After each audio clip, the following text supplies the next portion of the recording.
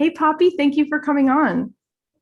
Thank you so much for having me. I've been so excited to talk to you, so I'm so glad it's happening. Ah, that's so nice. Well, I was excited to talk to you because you're everywhere right now. I feel like all my friends talking about you, reading your book, sharing your book, and um, and I'm not surprised because, as I said to you before we started recording, I feel like perfectionism is this big boulder, like that's in everybody's way. Okay, so before we get into your book and everything that you teach, can we just hear a little bit about your journey so we have some context for where this is all coming from? Yes, definitely. So I woke up in the middle of the night with these three words: happy, not perfect. And it was about 7 years ago. And it was like having a cold shower reality check. Because for the first time, I really challenged how I was living my life and what I deemed the meaning of happiness was. And I had, up until that point, believed that happy and perfect were the same thing.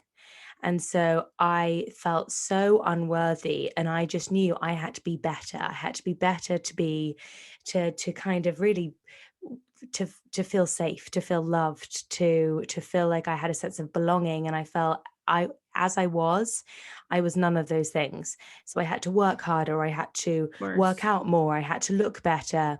And I also had this kind of delusional understanding that I could create a life that didn't have any problems.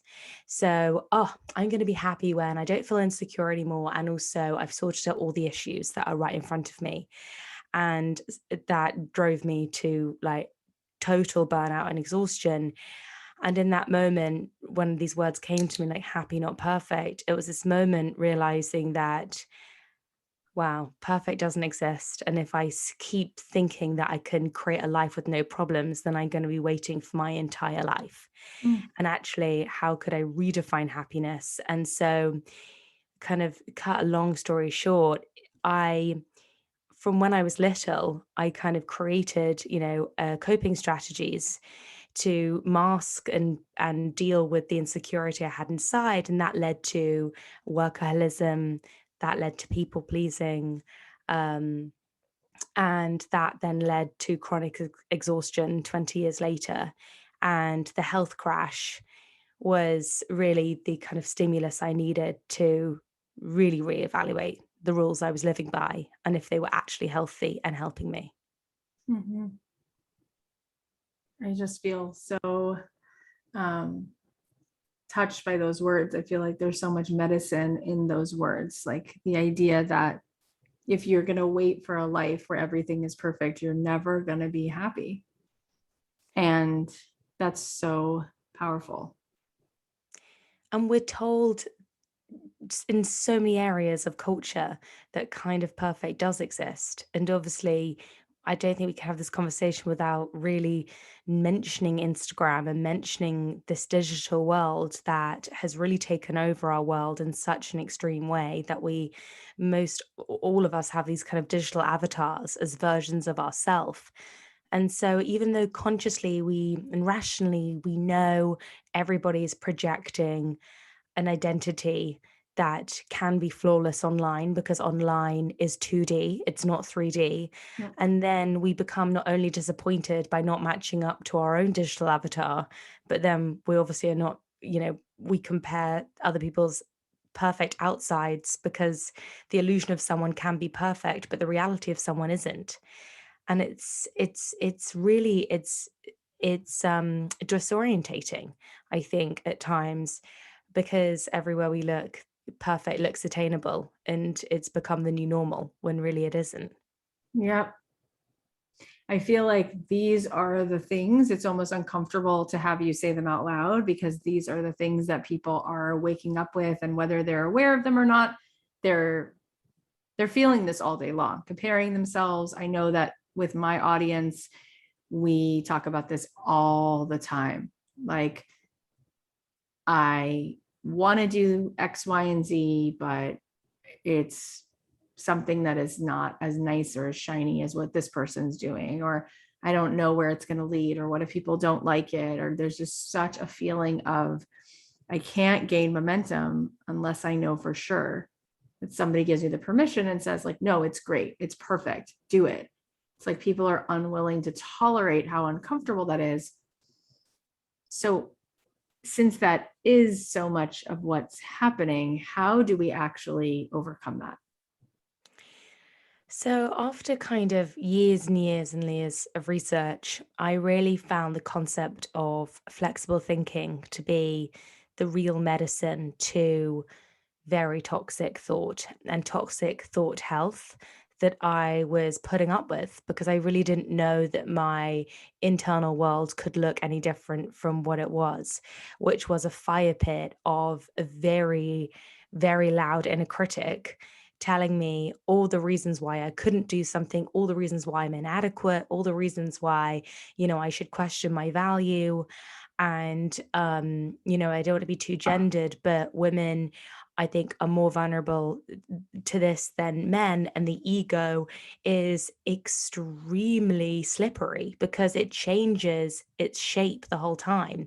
Suddenly the ego's like, oh, you know, I'm going to remind you of your worst fear, and I know you so well, so I know what to say to undermine your confidence in any moment. And so I had to get to a place where how could I face my ego and disarm it so it allowed me to live in truth rather than live in fear. And Elizabeth Kubler-Ross was a huge inspiration for me, and she's a psychologist who was working in the kind of the early 20th century, and was one of the first people to really study those that are dying.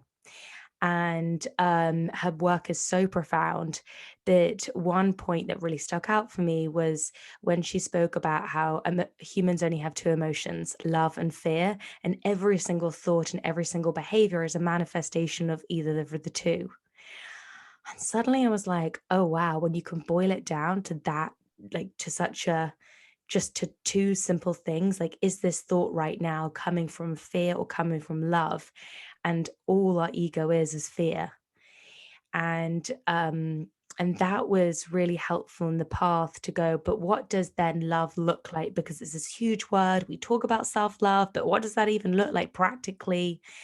And the words that came to me were self-acceptance. How do we accept ourselves in every given moment when life is throwing us shit sandwiches, challenges that we're like, "Oh, are you kidding me? Are you really giving that to me right now?"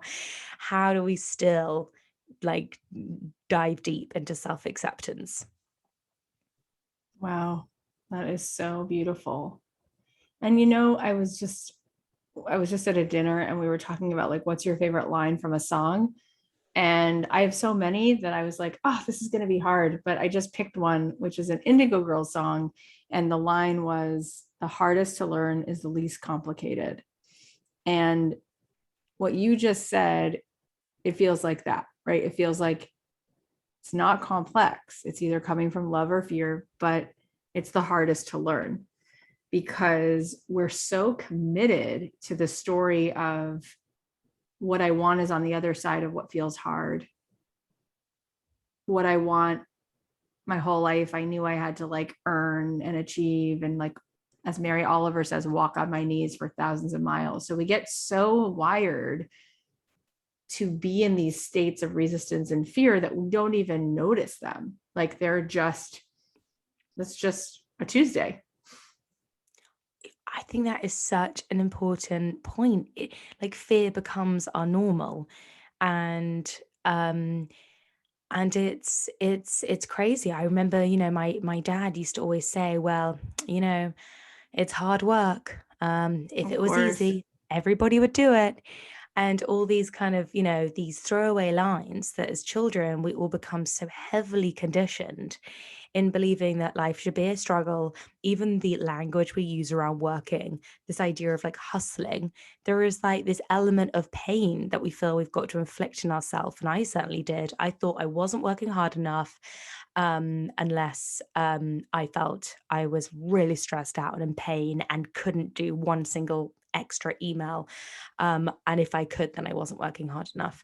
And And that's why, our brain is wired to be drawn to the familiar, and the brain is wired to predict and protect. And so if we've survived it once, then our brain thinks, great, we'll survive it again. Let's choose the familiar option.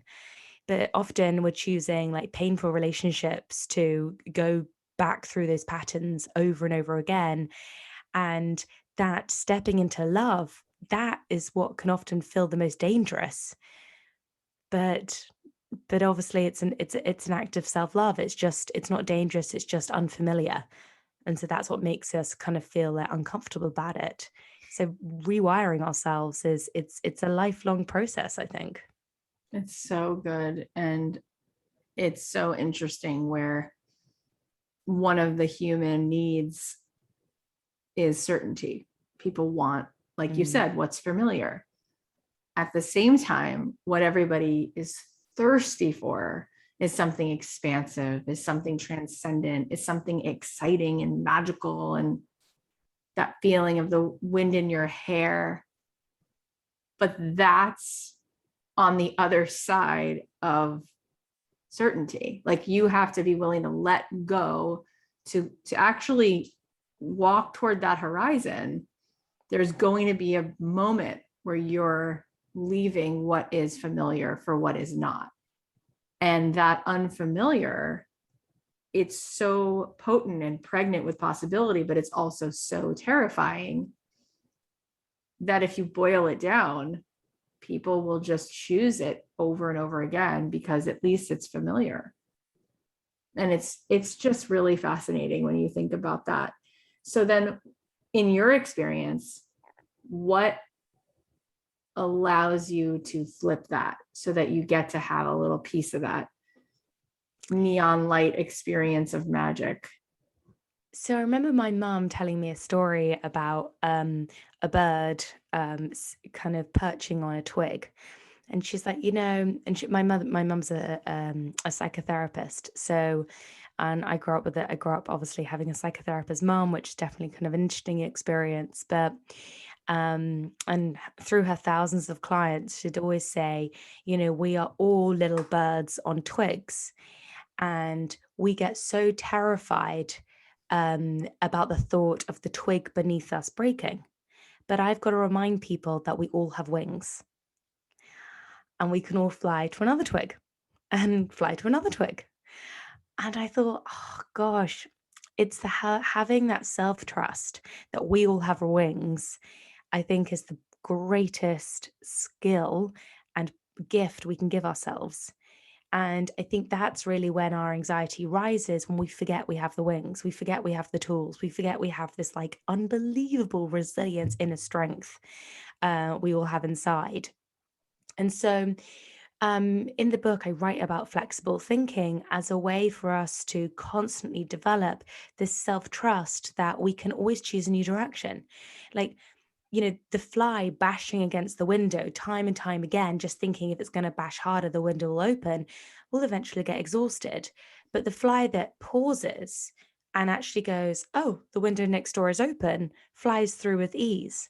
So I thought to myself, what is it that can help us be that fly that pauses, pivots, and moves forward with ease rather than the feeling that we've got to constantly bash our heads just harder and harder, thinking that's the way forward.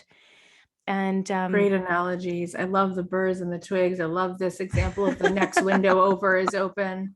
So how do we change that? How do we start to employ that kind of thinking? so I call it the flex method, and it's based on 4 steps, which are the 4 C's: connection, curiosity, choice, and commitment. And they're super easy. And sometimes you just need like one step and you focus. It's like I always say, it's like learning a dance. Sometimes you just need to learn one step and you do it over and over and over again just to get that one step. And then other times you can kind of flow through the 4 steps. But I'll kind of go through them, like if that's Yeah, useful. please do. So the first step, which I believe is total foundation to how we move through life, and that is connection. And I think to talk about being flexible, we've also got to understand how stiff we are naturally. And I think Yeah. we kind of touched upon that in like our, our kind of we will sit in fear before we move to love more often, and we will jump to conclusions and assumptions, and we will be stuck in autopilot mode, and we are all products of our past. And so the way that we perceive the world, we interpret the events that happen to us, is purely based on the lens that was created through early experiences, which we had no really kind of like, it's not our fault. But it is our responsibility to challenge the lens that we see life through, and also challenge the way that we want to recreate the lens moving forward. But it starts by being actually connected to ourselves and not disconnected in a way that I think the world that we're currently living in promotes. Like, everywhere we look, they want us to distract ourselves away from connecting our mind and body, whether it's scrolling through Instagram, or it's suddenly like being hooked on Netflix, whether it's just kind of like engaging in work or whatever it is. Our attention, like, I think, has kind of shrunk, and I think we are also kind of inherently scared of feeling too much. And emotions are kind of unintelligent in a way, because without understanding our emotions, when we lead with our emotion, they can kind of make us do dumb things, and then we go, oh god, why did I say that? And the connection step I find really easy through the diffusion technique, which is something I was very inspired by in acceptance commitment therapy. And it's a really simple sentence, and every single day I connect with myself by saying, today my mind feels, and I label how I feel. So let's say I was feeling a bit overwhelmed earlier because I had so much work. So I was like, today my mind feels overwhelmed. And what is so interesting by that super simple sentence is, today I'm reminding myself emotions are temporary. My mind, I'm reminding myself that I am not my emotion. None of us are anxious people or angry people. We are just experiencing emotions, and they're all like clouds, they pass by. And then I label the emotion. And research studies found, when they did brain imaging studies, that the emotional center becomes deactivated when we start to label how we feel. When we don't label how we feel, and we suppress how we feel, and we carry on in autopilot, or we carry on trying to be perfect, that we've got everything under control, we live out what is called duck syndrome, which is, just gliding along, looking like perfect ducks, when underneath we are paddling for dear life. It is only activating our emotional center more. So it kind of does the entire opposite of what we're trying to do. And then in the connection step, it's about, what kind of connection do you have with yourself? Do you have that connection with your mobile phone where it like drops in and out and the Wi-Fi is bad and you're like, hello, hello? Or do you have that beautiful connection when you go, I can hear you crystal clearly, what's up? And so how to get a better connection with ourselves is, I really believe, is like through movement. It's really difficult to think your way out of a problem, so much easier to move your way out of a problem. So take the moment when you're stressed, you get a very triggering email. Suddenly you can feel your shoulders tense up, your breath becomes a bit shorter, you're feeling a bit pissed off. You want to fire back an email with what you think. You've just got so much energy inside of you. Go back to caveman times when we were triggered and our fight and flight was activated. We had energy to move out of a situation of stress. But right now, we live such sedentary lives. We have this rush of energy, and we continue to sit there. And so that's why I think it's So true. imperative to upgrade the connection we have with ourselves through making sure we are always in that state of movement. Is it a 5-minute walk? Is it 2 minutes of dancing? Is it belly breathing for six breaths? Um, and making sure that, like, even if it's just regular movements throughout the day, you're just making sure you're constantly moving the energy through your body. Otherwise, I find that it is the greatest fuel for our kind of like toxic thoughts to kind of like nest and multiply. It's fascinating and it makes so much sense. I've been doing breath work only recently in the last maybe 2, 3 years. And it's amazing how just like moving breath through, the amount of epiphanies, the amount of things that just come up as like divine downloads, they're right there. And we get so stuck, like you said, that we really disconnect from our intuition. And as you said when you began this piece, it's like we're not in a society that's wanting us to keep moving toward that. If anything, I often say, like, when you pray, you close your eyes. When you meditate, you close your eyes. When you make a wish on a candle, you close your eyes. What is that? Well, the word insight means insight. It's inside. And everybody's always like pulling the crowd. And there's constant stimulation from the crowd. I read something today on Instagram that said, like, my biggest accomplishment was learning to move without the crowd. And it's hard to trust that when you're constantly being told, you need this. What about this? Well, so-and-so thinks this. Well, aren't you on the bandwagon? Everybody wants belonging so badly. But what happens is we don't even belong to ourselves. So then we don't belong anywhere, right? We're abandoning ourselves all the time. We don't even notice that we are. And then we keep thinking that if we arrive at this person's destination, or if we give up ourselves for this person, we're going to feel like we are home.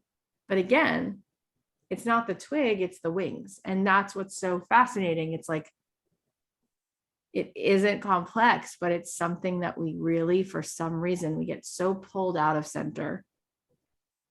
So I have all these questions here about your book, and you're already, that's what I was looking at, because I want to make sure that we cover it, because it's so great that you took the time to write it. And you've been at this for a while. So you just talked us through the 4-step flex. But some of the other themes that you cover in the book, which connect also to that, you talk about bend and stretch your negative thought pathways into better shape, which I know that we've kind of been talking around these same ideas, but what do you mean by that? So this is really going back to, what is a stiff reaction and a flexible reaction? And Viktor Frankl, if anyone's read his book, Man's Search for Meaning, one of the best books ever. And he has that amazing quote, which is, between stimulus and response, there is a space. And in that space is our power and our freedom.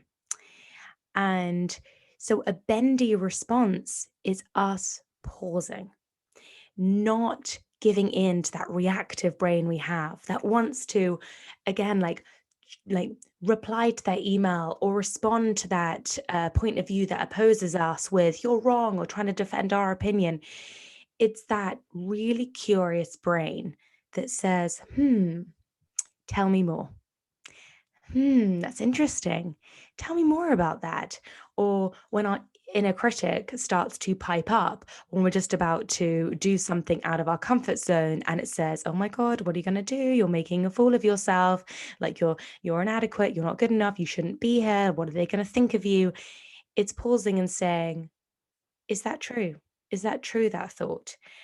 And more often than not, we realize the root of our suffering is within our thoughts. And usually the root of our suffering happens when we have reacted to something without truly thinking and bringing our whole brain with us. Because when we're just being in the emotional brain, our computer side, the wise part of the brain, is switched off. And so I like to think of the brain almost like the brake and the accelerator of a car. Both of them can't be down together. So when you are accelerating along at full pace, your emotional brain is so in control. But when you pause to assess and wait for more information before you decide what to believe in your thoughts, before you decide how to react, you actually give your executive functions time to switch on. You put the brake down. And suddenly we all know we make better decisions when we slow down.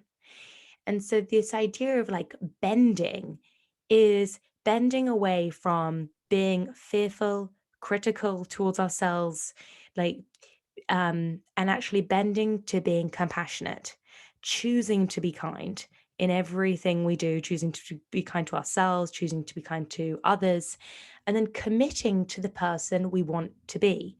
And I find that people talk about manifestation a lot, but really our power to manifest is in the present, is in how we respond to the situations, the decisions we make right now. And often we can get a bit lost in thinking about, oh, well, these are things that I want to happen in the future. The future is happening right now. The future is under construction in the present. And so being bendy is about being nimble and about having understand of your wildest dreams that you are bringing forward to create in the present. Wow, it's so interesting because me personally, and my audience has heard me say this a couple times, but I'm the gas all in. Like I just like slam the gas and my husband is the brakes. And like he is a lawyer and now he's been transitioning into writing comedy because he's so funny. But he struggled with leaving law because he's such a person who needs more information and likes all the data, and he takes his time. Everything's so methodical. I kid you not, like we were looking for a toaster, and every other purchase we make, I make like so fast. I like walk in the store, I'm like, the blue one. I like go online, I'm like, add to cart, add to cart. And for some reason, he cared about the toaster. So I said, you know what? I'll let you buy the toaster, Poppy. He didn't buy the toaster for almost 7 weeks. He compared reviews, this, that.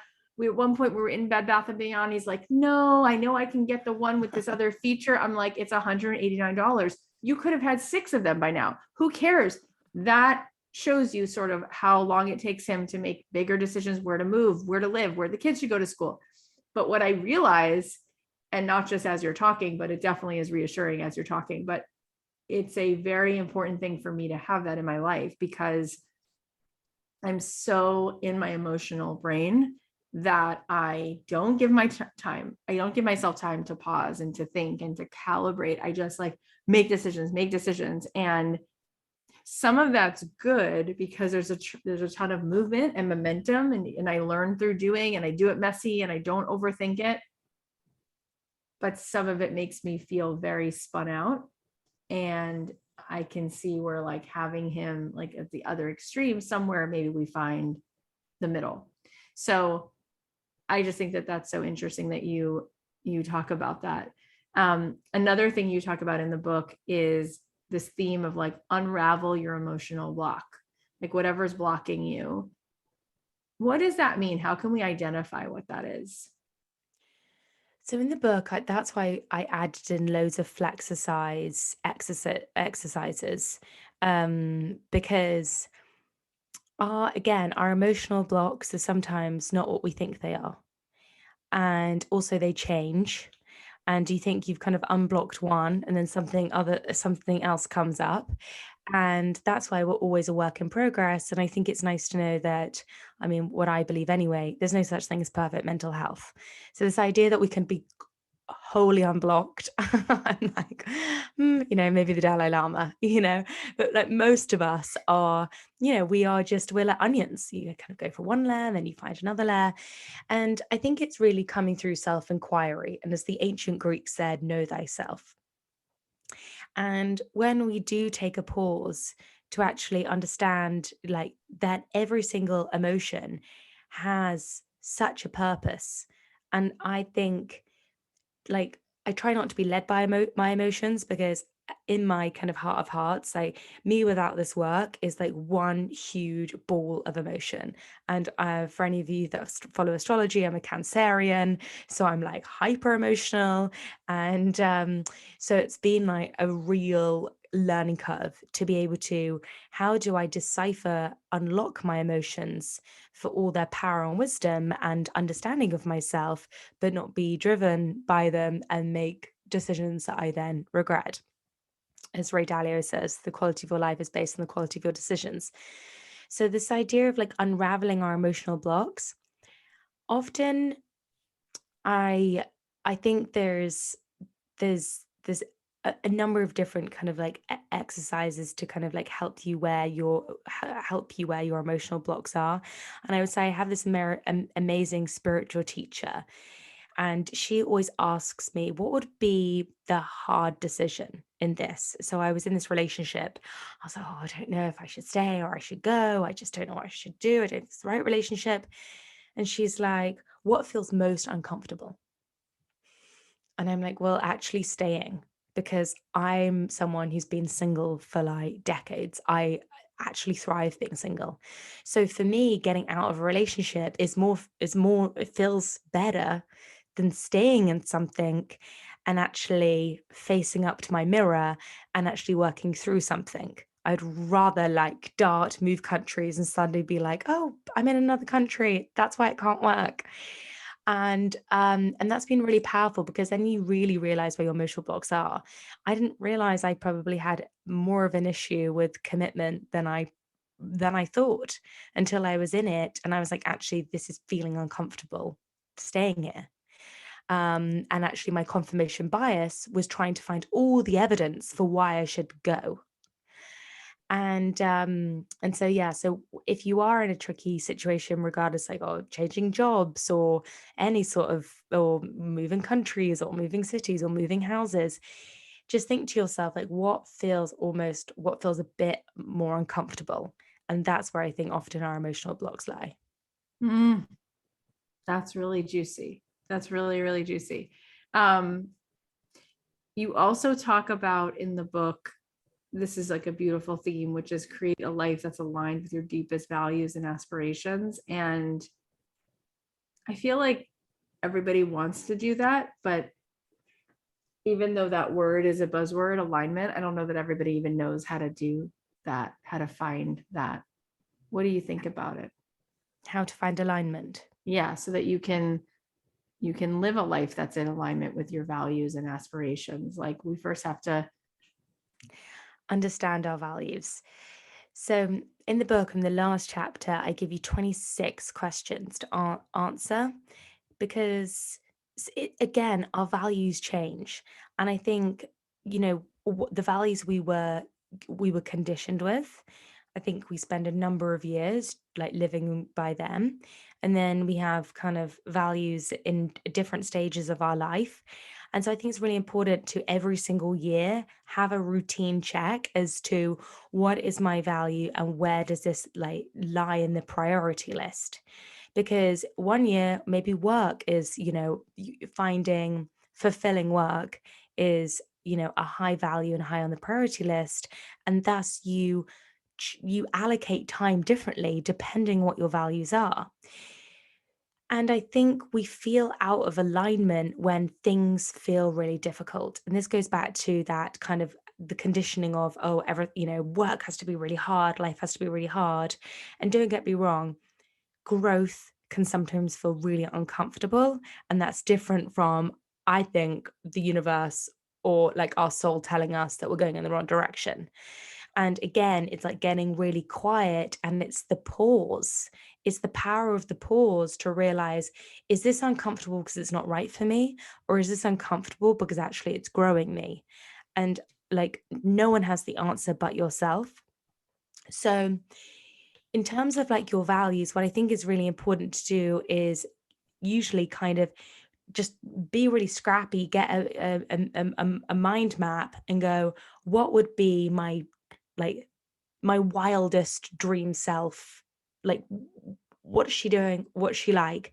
And then be like, well, what values does this person have to be that dream, wildest, wonderful self? And you're like, oh, okay, well, that person really values family, because my wildest, wonderful self has a family around her and she is like traveling. Okay. So how would that person, I kind of like do like you connect the dots backwards to where you are, and you put those values to get to her or him.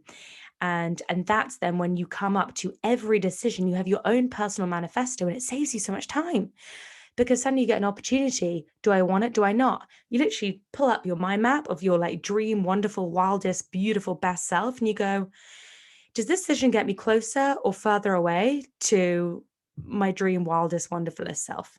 Mm, Gets me further away. Okay. I no. And like the most brilliant people on earth, the tales I feel I hear from them is they say no more than they say yes. They know what to say no to. yeah. And if you're kind of have any sort of people pleaser bone in you, like I do, we find it extremely hard to say no. Yeah. So sticking to your values is challenging, because the world is like, yeah, but what about, what about? And you've got to be really committed to your future best self, um, than to the present situation that's taking you off course. 100%. And I'm a people pleaser in recovery for that. So I totally get it. It's like so amazing how I used to picture myself like those guys at Disneyland that have like, they're holding like 1,000 balloons and throughout the day they sell, several of them. I feel like I start the day with like 100 balloons and by the end I gave everything away. Like I just had no balloons left. For myself. It's just like, what do you want? Absolutely, right there. It's like, wait a second. On that same note, I just wanted to touch on it because it did so well. It was so popular. And just the topic that you spoke in your TED Talk, which was addicted to likes and is about like the psychological impact of social media. I just feel that we started this conversation, we mentioned it, but I feel like I wanted to have you shed light on that because it is it's like a plague. It's like everybody is obsessed with how many people liked it. And, oh, I'm going to now play to what they like. And if someone may not like what I'm going to say, I guess I'm going to delete it from who I am. So what does it mean to be addicted to likes? And what was your favorite part of that TED Talk? Like, what was the biggest takeaway that you wanted people to keep? What's so crazy about that TED Talk is I gave it in, I think, 2015 or 2016. And I thought to myself, God, in 6 years' time, we probably won't even be on Instagram. Oh my God. Wow. And it's just so crazy that 6 years later from that talk, it is probably even worse. Oh yeah. And the talk, what I began to see, a few years ago was, I guess, the chemical reaction that Instagram has on us. It's like it taps into our primal needs and desire. So Right. like, at the, all our insides, our internals, every human being is exactly the same. We all, and we've touched upon this, but we all want to be loved. We want to feel safe. We want to feel like we're enough. That all of us share those needs. And I think Instagram takes that, understands that, and goes, we're going to play a game with you wanting to feel safe and liked and enough. And that's why it's so normal for us to appreciate the validation that Instagram supposedly gives. But the problem is that it's an algorithm controlling it. And it's really difficult, even when you're like rationally know that this is a tech platform. Probably most of my friends haven't even seen my content or and all the rest of it. It's really difficult to be unaffected by it because Absolutely. if you haven't had a good night's sleep, if suddenly something has gone tits up and suddenly you're a bit bored and you go on Instagram, we're just seeing such a snapshot of other people's lives, but it's our brain can't work fast enough for the rational side to turn on and go, but you've got really no idea how that holiday went, and you really don't know the ins and outs of that photograph or the fact that Sure. they, and I don't wish like, sad times on people, but you've got no idea if that person was like burst into tears after they took that smiley photograph Right. or But of like, course they did, because people feel all the emotions all the time. So like if it wasn't that later that night, it was 3 days later, or they're human, right? They're in this experience called the human experience. yeah.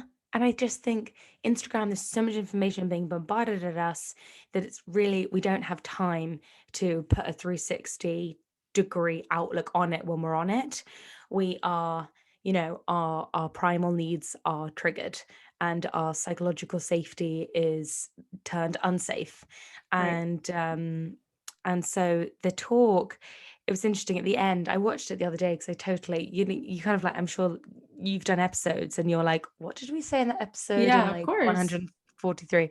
So I watched it back like the other day and it blew my mind that we really haven't, like, we're still very much in the same Sure. space.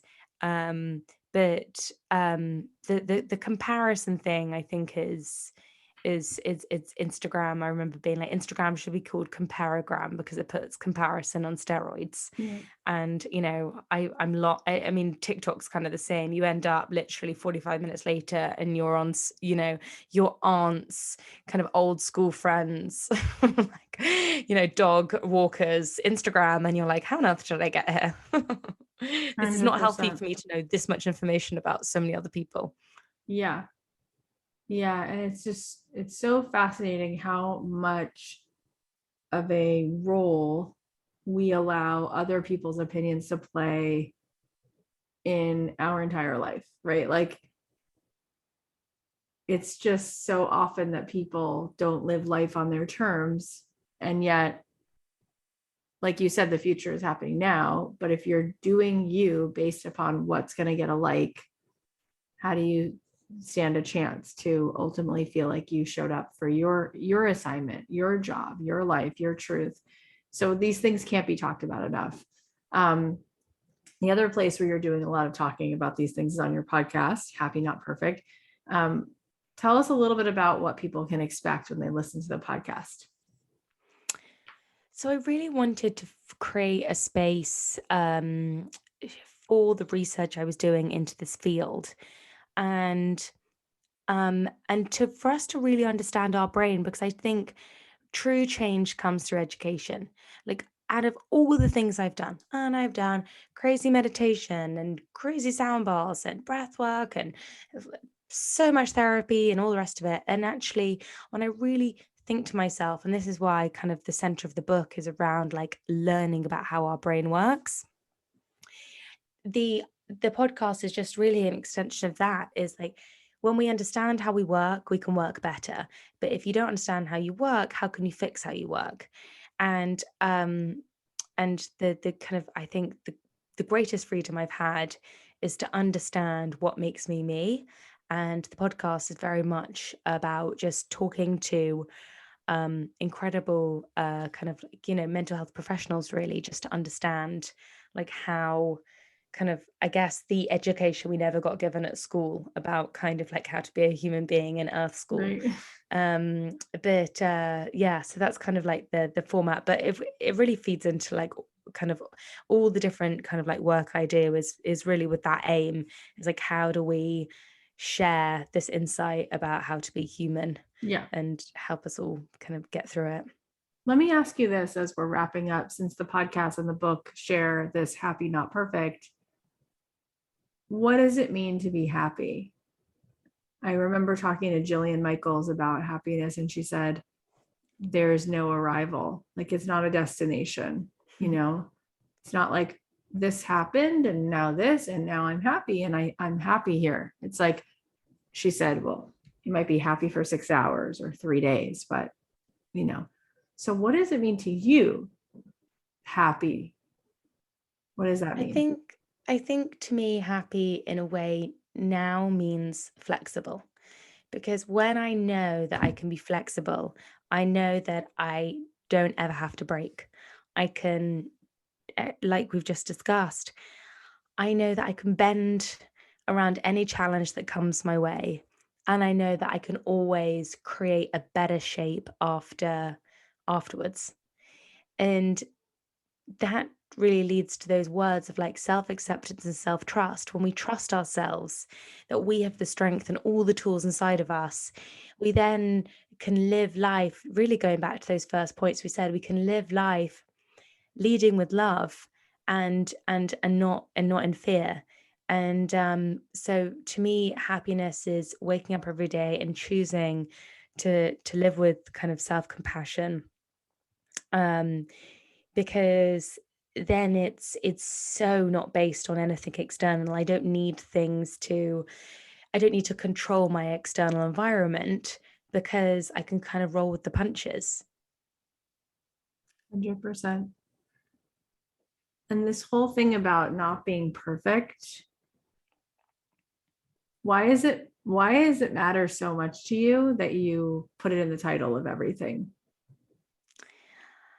I think because everywhere we're told perfection is the answer, whether it's like looking at where we buy our clothes, or even the grocery market where we see perfect vegetables, or, or like work, or, I think it's the barrier to having really healthy self-esteem and self-acceptance is this illusion that we could be better. Perfection is literally just an incredibly toxic voice telling you that you're not enough as you are. So when we remove that voice of like not enough and go, actually, I am such a wonderful, unique human being, and all of us are just a little kind of like ray of light, and all of us, every single one of us, are just a ray of light in our own little ray of light way. It like it like releases the that fear of comparison. Really, we don't need to compare ourselves at all, because we just know that we're special as we are. And so that's why I think it's, and also just to remind myself that like life is never going to be perfect, and that's the fun of it. And then you're never kind of caught off guard, and also you're not disappointed, and you also don't have like crazy expectations that kind of put you on this roller coaster. So it's reminded myself of that. I always say, I'm like, when you're saying, or I'm a recovering people pleaser, I'm a massively recovering perfectionist, because that the inner critic never really goes away. We just become better at disarming it and challenging it, and not having to like follow it. But one thing that has like resonated so much recently is, and it kind of relates to like understanding life is not perfect and taking away our kind of the need to compare, is remembering that life is like chutes and ladders. In the UK we call it snakes and ladders. And we've got no idea like if we're about to hit a chute or a ladder, but we all know that everybody else is also playing chutes and ladders. So there's no point kind of comparing, because one day I'll hit a ladder, but the next day I'll hit a chute, and someone else will have it the other way around. And I think it kind of makes us all just go, oh, you know what? We need to take the pressure off ourselves, and the pressure we put on others too. It's so nice. You have an amazing amount of wisdom. Every time I ask a question, I'm like, oh, well, I was just thinking about this. Oh, well, and you have such also great metaphors. So tell us where we can buy the book and where we can follow your podcast and everything else. Oh, I think that's such a kind compliment. So thank you. That's true. You can buy the book. To be honest, any book anywhere you really buy your books, obviously like Amazon, Barnes and Noble, or I think quite a lot of like independent bookstores. And then you can just find me on social media, just at Poppy Jamie. And if anyone does read the book, I'd love to hear from you, because it's always so interesting to hear what resonated or what didn't. So always open to feedback. Amazing. Guys, yeah, if you enjoyed this episode, then share it with a friend, put it on your Instagram, tag her at Poppy Jamie, and you can tag me, and then we can see like, hey, maybe we'll say hello, maybe we'll reshare it. But thank you so much, Poppy. Thank you for putting this light in the world and being so genuine and so easy to talk to. It's a pleasure. Thank you so much for having me on. It's been such a fun conversation.